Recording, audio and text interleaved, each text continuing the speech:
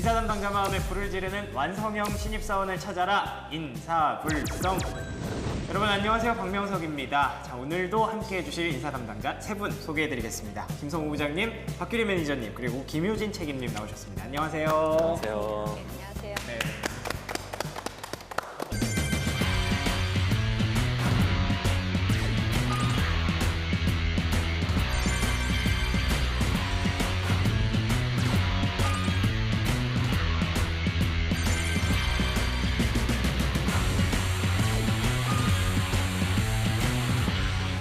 근데 오늘 제가 김효진 책임님이라고 소개를 드렸는데 네. 이렇게 불러드려도 되는 건가요? 책임님? 계속 써도 되는 건가요? 뭐 그냥 편하게 불러주시면 되는데 네네네. 제가 퇴사 편을 예. 이후로 조금 많은 변화가 있었는데 네. 이제 회사를 좀 옮겼고 저희 회사는 이제 많이들 아시는 요기요랑 배달통을 운영하는 RGP 네. 코리아라고 하고요. 거기는 직함을 부르진 않고 아, 그래요? 님자 원화를 써요. 그래서 김효진님, 정확하게 얘기하자면 효진님이라고 부르시면 될 것 아, 같습니다. 그럼 오늘부터는 이제 효진님이라고 네, 불러드리면 네, 돼요. 네. 알겠습니다. 축하드립니다. 고맙습니다. 네. 저희 그때 퇴사편이 사실상 뭔가 의지를 한 번 더 다지는 느낌이었어요. 네. 네. 내가 이 이후로 무조건 퇴사를 한다 그런 느낌이었는데 이든 아니든 무조건 한다. 네, 뭔가 그런 느낌이었는데 어떻게 잘 되신 거죠? 네, 성공했네요. 다행이네요. 예, 알겠습니다. 축하드립니다, 효진님. 네. 네. 자, 근데 세 분이 나름 또 인사불성의 우리 원년 멤버지 않습니까? 근데 요즘 계속해서 이제 새로운 얼굴들이 조금씩 그렇네요. 네, 들어오고 계신데 만약에 세 분이 면접관이 돼서 또 다른 새로운 멤버를 뽑게 된다라고 한다면 내가 이것 하나만큼은 확실하게 좀 봐야 될 것 같다라고 하는 게 있으시다면 한 단어로 얘기를 해주실 수 있을까요? 저야 뭐 당연히 착한 사람을. 착한 사람, 인성.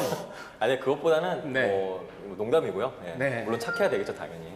네네. 근데 저는 보는 게 리질리언스라고 해야 되나요? 그게 많이 알고 계실 텐데 회복 탄력성이라고 그렇게 알려져 있을 거예요. 네. 근데 그게 물론 모든 분들이 아시다시피 단순하게 어떤 뭐 좌절했다가 빨리 그걸 회복해가지고 네. 정상 궤도에 오를 수 있고 물론 이런 뜻이긴 한데 네. 제가 우리 이 방송에서 우리 프로그램에서 원하는 거는 새로 오시는 분들은 이 방송을 좀 즐길 수 있었으면 좋겠어요. 오. 저 같은 경우도 회사에서 뭐 아무리 착한 부장이지만 예. 스트레스도 받고 힘들게 일하고 있는데 또 이렇게 방송을 하면서 힘을 얻거든요.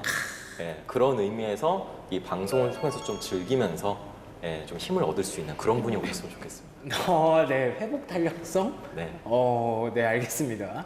저는 좀 비슷한 의미긴 한데 긍정적인 사람을 긍정적인 사람. 왜냐면 네. 제가 유리 멘탈을 몇 번 경험을 해보니까 좀 힘들더라고요. 여기 인사불성 하시면서. 이쪽이 아니라 이제 다른 그룹에서 만나다 보면 네. 좀 유리 멘탈을 만나면 제가 어떻게 대응을 해야 될지 잘 모르겠더라고요. 이렇게 서로 얘기를 하다가. 네네. 그러니까 어떻게 보면 소통과 긍정인 것 같아요. 내가 아무리 공격해도 깨지지 않는 네네네. 그런 단단한 멘탈을. 제가 장난을 많이 쳐도 아니면 네. 너무 깐족거려도 울지 않는 약간 그런 사람을 찾고 싶습니다. 맷지가 아닌가요, 맷지? 그렇죠. 혹시 지금 멤버들 중에 좀 말로 유리 멘탈 같은 아니요, 분이 저희 있나요? 멤버는 없는 것 같아요. 네네. 다행이네요. 네. 매니저님은 어떤 거 저는 좀? 외모 보겠습니다. 좋네요. 방송인데 좋네요. 외모를 그러면 봐야지. 중요한 포인트네요. 네. 외모. 뜨끔하죠. 외모 중요하죠. 너무 쳐다보고 얘기하신 거 아니죠? 저를 쳐다보고 있어요. 외모 중요하죠. 아니 제가 말씀드린 외모는 이제 방송에 적합한 단정한 그런 외모를 그쵸, 말씀드린 그쵸. 거지. 방송에 적합한 네. 단정한 외모 참 어렵네요. 네. MC 명 같은 사람이 한 분 더 들어왔으면 좋겠네요. 좋네요, 좋네요. 영광입니다. 부끄럽습니다. 그러면 지금 세 분이 말씀해주신 그 세 가지 세 분은 어떻게 부합하신다고 생각하세요? 일단 회복 탄력성 저는 뭐 즐기고 있으니까 어. 저는 그거는 부합하는 거 두 분은 같아요. 즐기고 계신가요 방송을? 네. 네, 힘들지 않으신가요? 네, 네. 힘들어 하셨던 적도 있었던 것 같은데 왠지 기분상으로 많이 회복했어요. 회복 탄력성이 좋으시네요. 예. 자 그러면 이건 어떤가요? 외모. 외모. 네, 방송에 적합한 단정한 외모라고 생각합니다. 우리 세 분 다. 혹시 이번에 저를 안 보고 말씀하세요. 조금 부적합한 사람이 있는 것 같다. 있나요 혹시? 네, 속으로만 생각해요. 아, 예, 예. 알겠습니다. 네, 속으로만 생각하는 게 좋죠. 예. 네, 이렇게 세 분이 말한 것처럼 우리 기업에서도 각자 기업의 인재를 뽑기 위해서 이것을 준비를 해두잖아요. 그러니까 취준생들은 이것을 참고를 해서 이 기업에 지원을 하고 또 준비를 하게 되는데 오늘 준비한 주제가 바로 이겁니다. 자, 이번 주 주제 공개해 주시죠.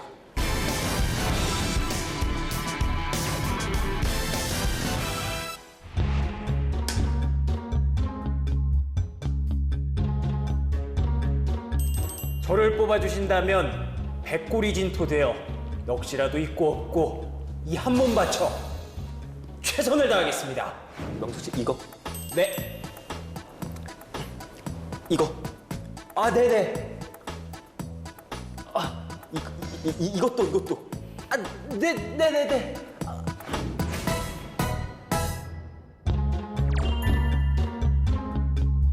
사회생활의 기본은 소통이며 소통의 기본은 경청이라고 알고 있습니다. 저는 그래서 우리 집 강아지 뽀삐의 말도 허투루 듣지 않고 뽀삐가 멍멍 하면 멍멍으로 대답을 해줍니다. 나 어제 영화 봤는데 짱재. 와, 진짜요? 와, 그거 진짜 재밌다던데. 와, 진짜 재밌으셨겠어요. 나 어제 이 옷 샀다 어때? 와, 어쩐지 이 옷은 제가 봤을 때 매니저님 아니면 누구도 소화 못하는 그런 옷입니다. 명석 씨, 나 앞머리 기를까?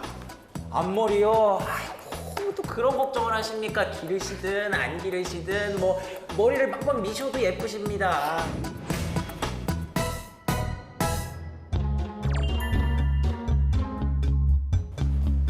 회사에서 사막에 우물을 파오라고 한데도 절대 겁먹지 않고 이 삽 한 자루 들고 열심히 뛰어가서 땅을 파겠습니다. 명소가 네가 가. 내가?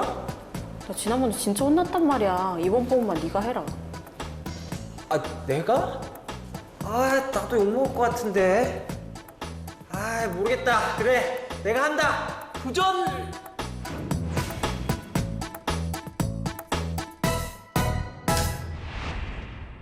네, 이번 주 인사불성 주제는 기업의 인재상이었습니다. 한창 지금 또 하반기 공채 시즌이 정말 한창입니다. 그래서 취준생들이 이 인재상에 대해서 굉장히 고민을 많이 하고 있을 거예요. 그래서 오늘의 주제로 준비를 했는데요. 취준생들이 사실 자소서를 쓸 때 가장 먼저 보고 또 가장 많이 되풀이해서 보는 게 이 인재상이 아닐까 그런 생각이 듭니다. 근데 인재상이라고 한다면 뭐 기업이 원하는 그 인재의 어떤 요소들 그런 것들을 정리해 놓은 것 같은데 정확히 인재상이 뭔가요? 이미 정답을 말씀해 주신 것 같아요. 아, 제가 정답을 말했나요? 아, 기업이 원하는 어떤 그런 요소들, 원하는 오. 그런 것들, 예, 이런 사람이었으면 좋겠다. 예, 이런 게 아닐까. 두 분은 어떻게 생각하시나요? 네, 뭐 기업의 그러니까 뭐 방향성, 예를 들면 사업 전략에 따른 네. 뭐 팀 역량을 모아놓은 게 이제 인지상이라고 보여지는데, 뭐 사실은 이제 오너가 원하는 이런 사람이 우리 회사에 있었으면 좋겠다라는 아, 오너가 원하는 그런, 네, 도적책 같은 얘기일 수도 있죠. 도덕책 같은 얘기. 네. 그렇군요. 저는 사실 그 홈페이지에 나오는 인재상의 표본도 있는데 네. 평균적으로 그 소속 기업의 공통적인, 그러니까 평균적으로 나타내지는 인재들의 모습이 아닐까라는 생각이 좀 들어요. 평균적으로 그 네네. 회사에 있는 인재. 여기서 포인트는 평균인데, 그러니까 왜 뭐 이렇게 차이가 다들 각자 있을 거 아니에요. 근데 공통적으로 이 사람들은 여기 있는 사람들은 이런 특징이 있다. 약간 그런 느낌이 아닐까. 그래서 이런 사람이 왔으면 좋겠다. 네. 두 가지로 생각할 수 있을 것 같아요. 인재상이라는, 그러니까 인재상이 만들어지는 것에 대해서는 첫 번째는 아까 초반에도 얘기가 나왔지만은 어떤 그 탑 매니지먼트 그런 어떤 오너가 될 수도 있겠고 뭐 사장님이 될 수도 있겠죠. 아, 예. 그 제일 위에 계신 분이 그 수장 분이 그냥 이런 사람이었으면 좋겠다. 이렇게 해서 인재상이 이제 나타나는 경우가 있겠고요. 제가 그 첫 직장일 때 그 당시 인재상 중에 하나가 독한 인재를 뽑아라 이런 것들이 있었어요. 네. 그래서 독한 인재 막 이러고 있었는데 사실은 그 회사는 그냥 인화 단결이 하는 그런 문화 예. 회사였거든요. 근데 독한 인재, 우린 뭔가 달라져야 돼. 뭔가 이런 그 탑 매니지먼트에 그런 게 있었겠죠. 근데 나중에는 한 몇 년 지나더니 독한이라는 말이 좀 너무 어감상 안 좋다. 그냥 그거를 열정으로 바꾸자. 그래서 지금은 어떤지 모르겠는데 그게 나중에 독한에서 열정으로 이제 변경된 경우가 있었습니다. 그 회사의 열정은 독한 거군요. 아니 또 그건 또 아니더라고요. 나중에 보니까. 아, 어려워. 어려워요. 근데 네. 그게 이제 첫 번째 경우고요. 물론 이제 그 회사 나중에는 어떤 두 번째 경우로 많이 바꿨다는 거 제가 알고 있는데요. 두 번째 경우는 뭐냐면은 어떤 그 해당 회사의 고성과자들, 고성과자들에 대해서 인터뷰를 해요. 그 인터뷰를 해서 이 사람이 과연 어떤 성향을 갖고 있는지 거기서 어떤 그 역량이라는 것을 뽑아냅니다. 근데 그 역량이란 게 물론 두리뭉실하겠죠. 뭐 책임감이 있거나 뭐 도전정신이 있거나 이런 걸로 나올 거예요. 네. 근데 그런 것들이 단순하게 우리가 알고 있는 뭐 어디에 도전하는 도전정신이 아니라 네. 어떤 그 조직과 그 고성과자들이 살았다고 표현하기는 그렇지만 해당 기업 조직에서 업무를 하면서 지내는 그 경력들 있지 않습니까? 네네. 거기서 나타낸 어떤 그런 성향들을 나타내는 겁니다. 그거를 이제 인재상으로 이제 연결시키는 거죠. 근데 두 번째 경우 같은 경우는 우리가 알고 있는 인재상이라는 것은 그 역량과 동일하다고 볼 수 있겠습니다. 예. 그러면은 그 인재상에 맞춰서 신입 직원들을 뽑으면 맞습니다. 예. 그분들이 다 고성과자가 되던가요? 고성과자가 될 수가 없는 게 그 인재상에 완벽하게 맞는 분들은 없어요. 아, 그래요? 근데 이게 또 좀 제가 어느 정도 이제 공개 가능한 수준에서 말씀을 드리면은 네. 그런 인재상을 뽑을 때 핵심은 그 경험을 보는 겁니다. 왜냐면 이 사람이 보통 저는 커뮤니케이션 능력이 뛰어납니다. 뭐 소통 능력이 뛰어납니다.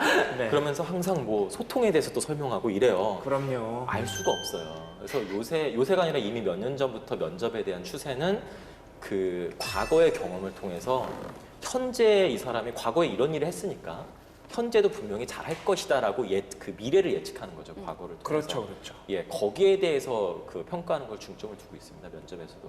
저도 자소서를 쓸 때 생각을 해보면 인재상 같은 거 보면 그냥 괜히 좋은 말 그냥 갖다 붙여놓은 것 같고 어느 기업이나 솔직히 뭐 약간 거기서 거기 같잖아요. 예, 그래가지고 진짜로 이 회사가 이 인재상에 맞춰서 평가를 하는가 그게 사실은 근본적으로 좀 궁금했던 적이 있거든요. 조금 네. 그게 애매하긴 한데 애매하다. 네, 애매하긴 한데 네. 근데 결론은 이제 면접을 볼 때 그러니까 네. 예를 들면 이제 지원자를 평가를 할 때 인재상에 부합하게 평가할 수 있는 기준들을 만들어 놓긴 하죠. 기준들. 네. 어떤 기준들이 있을까요? 그러니까 예를 들어서 인재상이 그 기업에서 원하는 핵심 역량이라고 본다면 네네. 그 역량별로 이제 그러니까 행동 기준들을 정해놔요. 아. 네, 그리고 그 행동 기준에 맞춰서 이런 뭐 면접의 질문을 이렇게 한다 이런 방향성지가 정해져 있거든요. 기준으로 네, 그런 면접지를 가지고 이제 면접을 하게 되는 거예요. 그러면 이제 면접을 통해서 그 사람이 경험을 이끌어내면서 네. 경험상에서 우리가 실제로 이 사람이 이런 역량을 갖추고 이런 모습을 보여주는지를 평가하게 돼요. 어떤 그런 만들어진 룰 같은 것들이 있군요. 네, 회사에서. 기준이 근데 사실은 그 뭐 인재상이나 기준에 대한 그러니까 역량에 대한 기준이 없으면 네. 그 평가 자체를 하기가 좀 어렵겠죠. 네, 저는 좀 다른 관점으로 봤으면 좋겠어요. 보통 우리 취업 준비하시는 분들이 아마 이번에는 이런 것 우리 방송을 좀 볼 것 같긴 한데 예. 네, 인재상이라고 해가지고 너무 막연하게 진짜 그 규리 과장 그 매니저님께서 말씀하신 뭐 도덕책에 나오는 얘기, 네. 좋은 얘기들이니까 오히려 좀 막연하게 생각하시는 게 아닐까라는 생각이 들어요. 저도 아직까지 되게 좀 막연하게 그렇죠. 생각을 하고 그래서 있었어요. 뭐 계속 얘기 나오면 뭐 도전 정신, 열정. 예, 그렇죠. 네, 너무 막연하잖아요. 네. 근데 그런 것들을 또 이런 말 많이 하지 않습니까? 뭐 나무를 보지 말고 숲을 봐라. 뭐 이글아이, 독수리 눈인가요? 이글아이. 멀리 하늘에서 이제 밑을 쫙 전체적으로 봐라. 예. 이런 말들을 많이 하는데요. 인재상에서만큼은 숲을 보지 말고 나무를 봤으면 좋겠어요. 그래요? 네, 정반대로. 아예 뭐 나무 껍질과 뭐 풀 몇 포가 뭐 몇 조가리가 있는지까지도 보시는 게 인재상을 좀 더 이해하기 쉬울 것 같아요. 그 의미는 네. 인재상이라는 게 만약에 열정이다. 그럼 그 열정을 의미하는 것들이 어떤 기업과 조직과 다 틀립니다. 그 열정만 예를 놓고 본다면요. 회사별로도 틀리고요. 네네. 어떤 회사에서는 열정이 정말로 뭔가 내가 불태우면서 예. 뭐든지 할 수 있다. 이런 열정일 수도 있는데요. 네. 또 어떤 회사에서는 뭔가 위에서 시키는 것만 제대로 잘해라. 뭔가 시켜만 주십시오. 잘하겠습니다. 그게 열정이라고요? 이게 열정일 수도 있고요. 그러니까 이거는 회사마다 그 관점이 틀린 거죠. 이거를 바꿔 말하면은 어떤 조직 문화로 보는 게 맞지 않을까. 조직 문화. 예, 조직 문화는 또 좀 어렵게 들릴 수 있겠지만은 뭐 쉽게 말하면 분위기죠. 분위기. 그 회사의 분위기가 이러니까 여기에 대해서 그걸 이제 물론 인재상이라는 그런 두리뭉실한 단어들로 표현을 하긴 하지만은 어떤 그 회사의 분위기를 보면은 네네. 어느 정도 정답이 나오지 않을까. 저도 성우 부장님이 얘기한 거에 대해서 좀 공감을 하는 게 네. 예를 들어 오늘 제가 점심에 팀원이랑 좀 얘기를 할 때 소통에 관한 부분을 정의를 내리는데 그 소통이 어떤 기업에서는 단순히 위에 상사의 말을 알아듣고 거기를 이해하고 그거를 따르는 거에서 좀 해당이 된다 하면 그게 소통이라고요? 뭐 그럴 수도 있죠. 어떤 기업에서는. 그렇군요. 근데 저희 회사 같은 경우는 스타트업 정신으로 좀 시작이 된 회사다 보니까 네. 신입 사원이라고 할지라도 먼저 의견을 내봐라는 적극적으로 나오는 네, 거? 적극적으로. 근데 이 사람이 뭘 알겠어요? 신입 사원이 들어와서 잘 모를 거 아니에요, 업무에 대해서. 네네. 그렇지만 그 업무를 맡겼을 때 너가 담당자니까 너가 의견을 내야지라는 얘기를 한다라고 본인이 느꼈다고 얘기를 하더라고요. 그러면서 이게 정말 기업마다 문화가 다 다르고 그 정의 내리는 단어의 의미가 조금씩은 다를 수 있겠다라는 생각을 했어요. 네, 같은 생각인 게 네. 같은 단어, 같은 동일한 단어가 쓰여져 있는 이제 인재상 같은 경우도 기업 네. 문화에 따라서는 다 해석이 다 다른 거죠. 말 그대로, 진짜 말 그대로. 근데 그 해석을 우리 취준생들이 어떻게 알죠? 기업 분석해라 이런 얘기 많이 들었잖아요. 예. 근데 기업 분석이라는 것이 단순하게 그 회사 어떤 뭐 정보를 받아서 그런 어떤 그 지식적인 측면을 하는, 물론 그것도 기업 분석이지만은 네네. 기업 분석이라는 것이 끊임없이 그 회사에 대한 어떤 관심을 보이는 거예요. 관심이라 하면 물론 어떤 취업 준비생분들 입장에서는 그 회사에서 근무해 본 적이 없으니까 그러니까요. 알 수가 없겠죠. 그 회사의 분위기, 조직 문화를 파악해라. 사실 불가능합니다. 그쵸. 근데 불가능하죠. 그래서 이거를 인재상과 제가 항상 그 강조하고 있는 직무. 네. 나는 직무에 대해서 열심히 이제 내 직무 관심도를 보여야지. 자, 이젠 이건 됐어. 이제부터는 인재상에 대해서 내가 준비해야지. 이게 아니란 얘기예요. 직무와 인재상은 완벽하게 결합되어 있다고 보시면 됩니다. 왜냐면 직무마다 똑같은 열정이라 하더라도 같은 회사 열정이라 하더라도 해당 직무에서 요구하는 어떤 열정의 그 의미가 틀릴 수 있거든요. 그렇다면 정말 그 직무에 초점을 맞추는 게 중요합니다. 그러면서 이제 인재상과 조금씩 그 결부를 시켜가다 보면은 충분히 저는 답이 나올 거라고 생각합니다. 그러면 이제 취준생들이 자소서를 쓸 때 인재상이 뭐 너무 좀 두리뭉실하게 돼 있으니까 이것보다는 그냥 내게 집중을 하자라고 해서 이거 좀 무시하는 경우도 있거든요. 맞습니다. 많거든요. 근데 뭐 말씀들을 들어보면은 그래도 어느 정도는 이렇게 좀 참고를 해야 되는 그런 상황인 거죠. 어느 정도가 아닌 건가요? 또 이것도 계속 그 취업준비생분들이 혼란스러워 하시는 게 뭐냐면은 네. 인재상에서 예를 들어 뭐 성실성이라고 할까요? 성실성 인재상이다. 그럼 나는 성실성을 하기 위한 나의 어떤 뭐 나만의 이야기 이런 것들이 있지 않습니까? 네. 본인의 경험을 이제 뭐 자기소개서를 쓰거나 면접 때 어필을 합니다. 근데 저는 그건 잘못됐다는 거죠. 단순하게 어떤 성실성 하나만 예를 한번 들어볼까요? 뭐 내가 뭐 마라톤, 저는 조깅을 합니다. 네. 그래서 매일매일 끊임없이 조깅하기 때문에 저는 성실합니다. 네. 보통 이렇게 해서 성실함을 해요. 성실한데요? 성실해 보이죠. 네. 근데 뭐 수많은 사람들이 그렇게 하겠죠. 네. 근데 본인이 준비해야 될 얘기는 단순하게 성실도에 맞춰서 하는 게 아니라 나는 뭐 어떤 뭐 가을에 있을 뭐 춘계 무슨 어느 도시의 마라톤 대회를 위해서 준비하고 있고 하루에 이렇게 힘든 일이 있었지만 이거를 내가 어떻게 해서 극복해서 잘했다. 이런 식으로 준비하면은 성실함은 당연한 거고요. 어떤 목표 지향성 그리고 어떤 책임감, 뭐 끈기 이런 것까지도 당연히 다 그 들어갈 수 있다는 얘기죠. 그럼 이거를 바꿔 말하면 어떻게 됩니까? 단순하게 뭐 성실성 열정 하나에만 맞추는 게 아니라 네네. 본인의 이야기를 제대로만 풀어낼 수 있다면은 어떻게든 다 거기에 모든 것들이 드러날 수 있다는 얘기죠. 제가 정말 가고 싶은 기업이에요. 근데 그 기업의 인재상에 뭐 성실로 계속 예를 들어서 성실함이 있어요. 근데 아무리 생각해도 제가 성실하지 않은 거예요. 너무 그냥 대충대충 하는 거 좋아하고 그냥 뭐 시간 될 때 운동하고 시간 될 때 공부하는 거 좋아하는 사람이에요. 예를 들자면 저는 뭐 물론 그런 사람이 아닙니다만 그러면은 이제 좀 억지로라도 이제 성실함에 뭔가를 맞춰야 되는 게 아닌가. 그 성실함에 맞추지 않고 네. 그 직무에 맞췄으면 좋겠어요. 뭐 영업 직무에 내가 지원을 한다. 네. 그렇다면 영업 직무에서 예를 들어 뭐 인재상이 그 성실함이다. 그럼 어떻게든 내가 지금 그 MC 분께서 말씀하신 것처럼 어떻게 내가 성실함에 대해서 나는 별로 성실하지 않은 것 같은데 이런 사례가 없는 것 같은데 이렇게 생각하지 마시고요. 네. 영업적인 측면 그 직무를 위해서 내가 관심 있게 어떤 준비했던 사항들 또는 관심 있게 내가 어떤 걸 경험했던 사항들 거기에 대해서 하다 보면은 분명히 그 성실함이 좀 드러날 수밖에 없어요. 예를 들어서 내가 어떤 매장을 갔다. 물론 나는 뭐 심심할 때마다 뭐 매장에 가고 이렇겠지만은 매장에 가서 영업이 어떻게 하는지 알아보고 또 다른 매장에서 내가 아르바이트 하면서 해봤다. 그럼 아, 이 사람은 어떤 영업 직무를 위해서 뭔가 꾸준하게 어딘가를 계속 경험을 하고 있구나. 이거 자체가 성실함을 드러내는 것이거든요. 맞아요. 그러니까 너무 그 단어, 어떤 두리뭉실한 단어, 성실함을 하나만 초점 맞춰서 네, 하지 말고 좀 더 지역적으로 생각해 주셨으면 좋겠어요. 크게 생각하지 말고 아, 나무를 봐라. 네, 나무를 보셨으면 좋겠습니다. 조금 지금 자소서 읽어보면 되게 좀 재밌는 게 뭐냐면 네.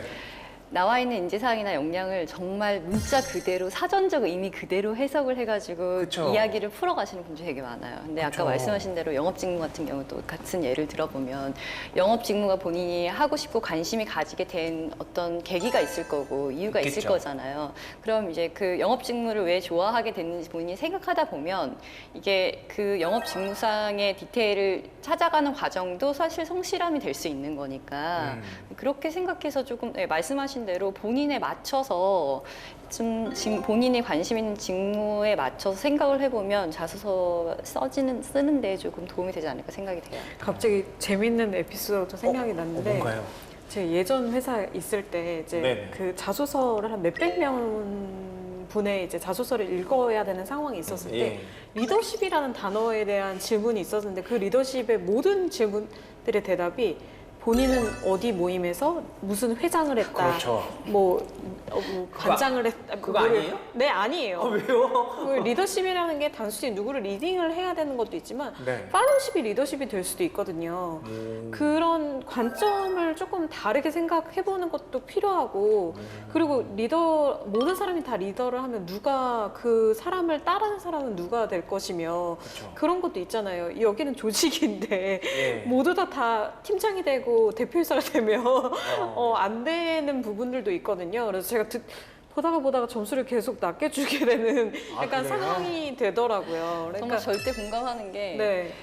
그 리더십 부분, 뭐 자소서 쓰신 분들 보면은 대부분 다 동아리 회장이었고 그럼요. 대부분이 다 회장이었어요. 다 회장이고 다 무슨 학급에 뭐 무슨 리더고 과제할 때 다 조장이고 맞아요. 네, 맞아요. 도대체 누가 조원이었는지 장이 아는 사람 본 적이 없어요. 아, 그래요? 네, 조언이었던 사람, 리더의 어떤 리더의 리더십을 따라가서 자기가 뭔가 자기가 맡은 일을 책임감 있게 했다고 써 있는 사람은 하나도 없어요. 다 리더로서의 책임감 있게 했다는 일만 써 있어요. 와. 재밌더라고요. 그리고 리더십의 다, 맞아요. 말씀하세요. 문제 해결자들이에요. 그러니까 정말 다 해결자들로 관점으로 쓰셨더라고요. 그쵸. 네. 내가 문제를 유발했다고 말할 수는 없잖아요. 그래서 제가 다들 슈퍼맨이고 배트맨이고 히어로인가 약간 이런 생각이 재밌어요. 들었었어요.